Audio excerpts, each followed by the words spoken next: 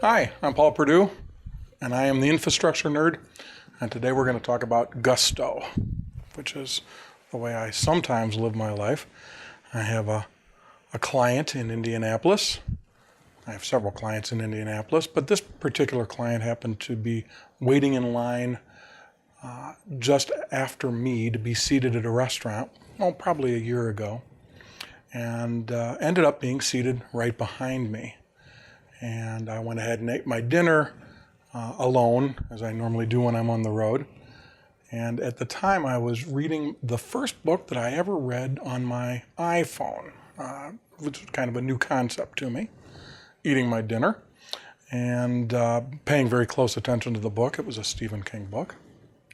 And when the time came for dessert, I ordered this upside down apple pie ice cream thing that is just the best in the world, and was eating that with a great deal of gusto as I read this book.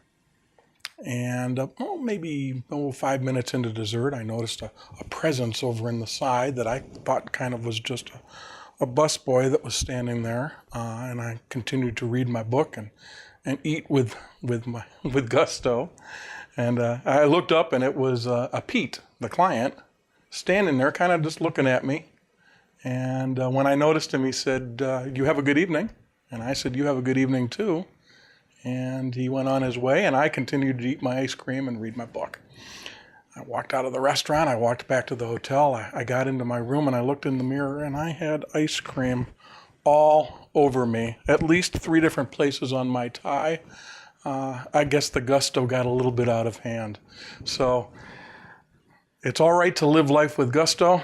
You should probably take a little bit of care to make sure you don't spill it all over yourself. But if you do, don't worry about it. You might end up telling the story to somebody else. That's my rant for today. What's yours?